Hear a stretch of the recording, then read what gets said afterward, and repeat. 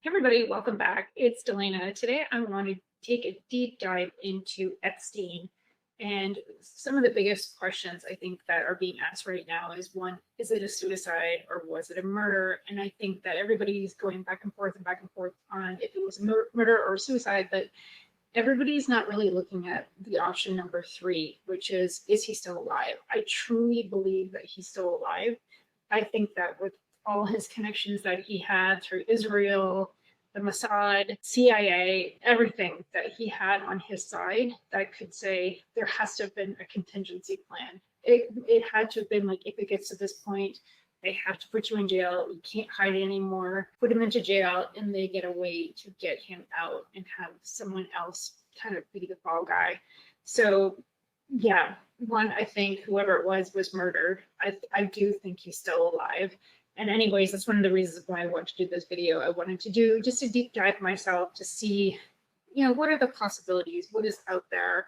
I'm kind of arguing back and forth either way. So stick with me. I'm just going to break this down. I came up with about 7 or 8 different probabilities, throughout this whole years after his death as to why he might still be alive. So anyways, guys, please like, subscribe, share. Like I said, I really, really don't think that we should stop talking about this. I think that, the blackmail is blackmail, what involves small kids. I think that's what everybody's having a hard time getting their head around.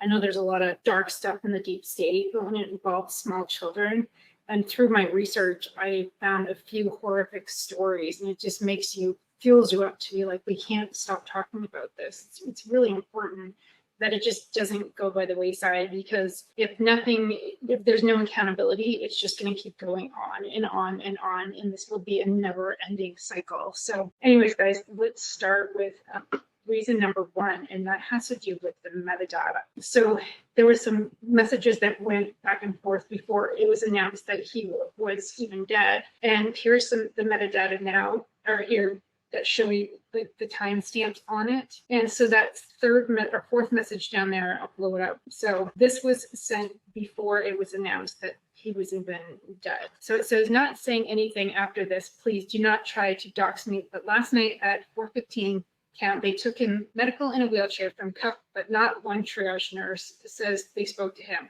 Next thing we know, a trip van shows up. We do not do releases on the weekends unless a judge orders it. And he was actually taken, this was a Saturday morning. So next thing we know, he's put in a single man cell and hangs himself. But here's the thing, the trip van did not sign in, we did not record the plate number, and a guy in a green dress military outfit was in the back of the van, according to the tower guy who led him through the gate. You guys, I'm shaking right now, but I think they switched him out. So, and in the message down here before, it says the last message is, hey, it just hit the New York Times. So anyways, that message was supposed to have been sent before it was public knowledge that he was even dead. So I thought that was interesting. So the metadata shows the timestamps there.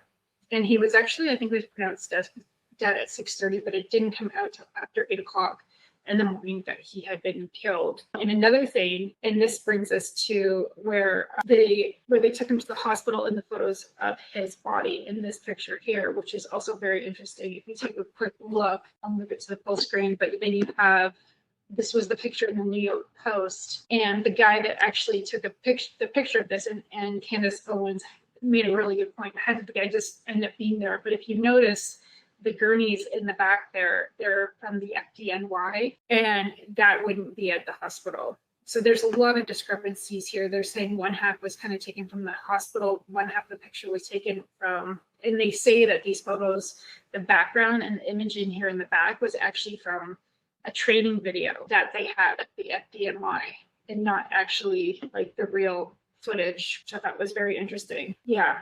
Like I said, take a note of the orange gurneys in the back, because in this next video with Candace Owens, she shows it as well. So anyways, guys, have a look.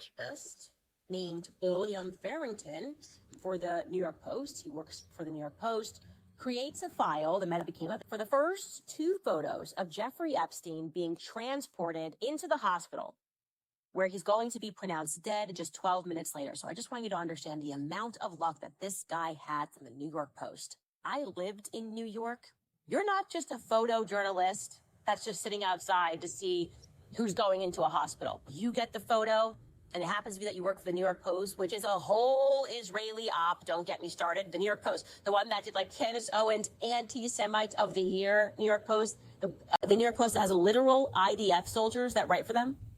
Yeah, that New York Post, their photojournalist, William Farrington, happens to be in the right place at the right time, got tipped off and made it across town, wherever maybe he lived nearby. A lot of things would have had to go right for William Farrington to capture that photo. And then at 8:54, There's the gurneys in the back. first news report comes out of ABC from a journalist named Aaron Katursky. And he's the first that tweets that Jeffrey Epstein is dead. Sources tell ABC that Epstein committed suicide at MCC Manhattan. Now, a couple of things weird about this. First off, Aaron Katursky has got a lot of luck. He's one of those journalists that's always there when something happens. He also was one of the first to know that Michael Jackson's dead. Whatever, lucky guy. Now, what's even weirder about that guy is the fact that he works for ABC News. Why? Because ABC News infamously killed the Jeffrey.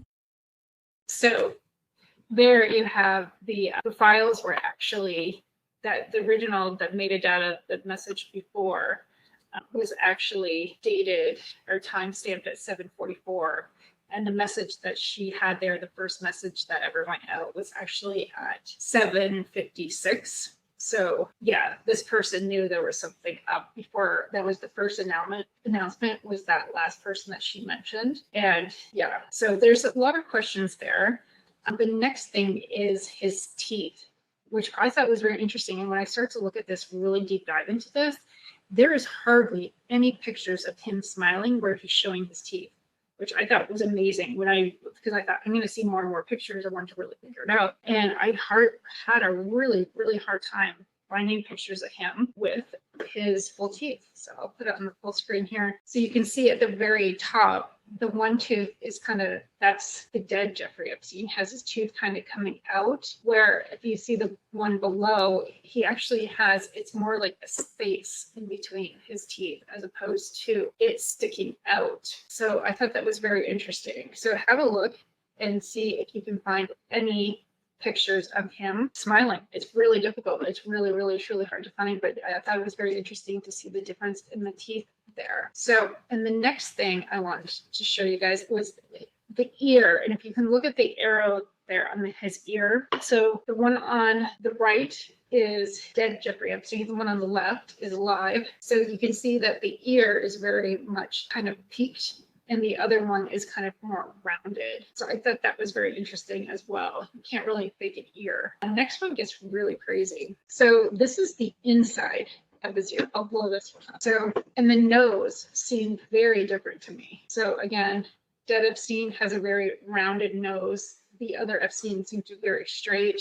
And not only the outside of the ear looks different, but the inside of the ear looks different, which I thought was very interesting. And then we move on to this apparently, and this is hard, I didn't see any timestamps on this, but apparently this was taken from a drone, and he was on Little St. James Island after his death, where they're saying, and I've heard this from a couple people, and I saw a couple other photos of him by drone on the island.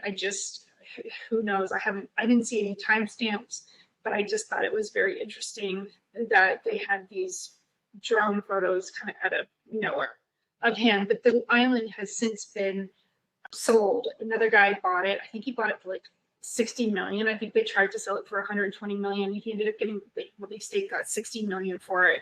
And apparently he's the guy that bought it is going to build like a really nice 5-star resort, which I don't know how that's going to do. I don't think there might be a high number of people that just want to go to see the island, but I think there's another path. They're just going to be creeped out by me. I would not be going there. I don't care if it's a 10-star, I'm not going there.